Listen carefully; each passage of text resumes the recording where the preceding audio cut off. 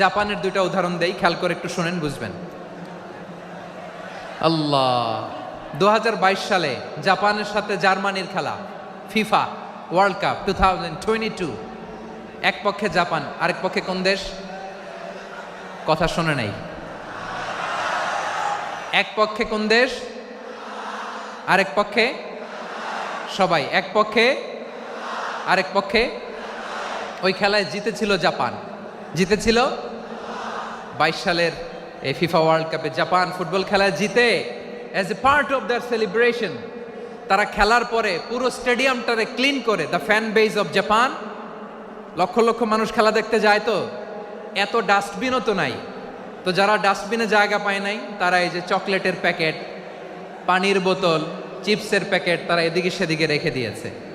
জাপানের ভক্তরা, জাপানের ফলোয়াররা as a part of their celebration তারা খেলার পরে পুরো স্টেডিয়ামের সব ময়লা আবর্জনা ক্লিন করে তারপরে বিদায় নিয়েছে।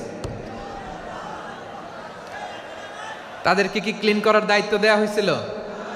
এই যশোর, জাপানের যে ছেলেরা খেলা দেখতে গেছিল ওদেরকে কি ক্লিন করার দায়িত্ব দিছিল? তারা কি স্টেডিয়ামের পরিচ্ছন্নতা কর্মী?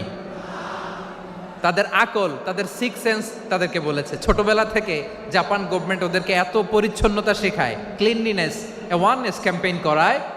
ক্লাসে আমি দেখেছি, ক্লাসে নিজের বেঞ্চ নিজে মুছে, ক্লাসের মাঝখানে একটা সময় দেয়, নিজের টেবিল নিজে মুছে, নিজের ক্লাসরুমটা নিজে পরিষ্কার করে। রাস্তাঘাটে একটা ধুলা নাই, ময়লা নাই, একটা টিস্যু নাই।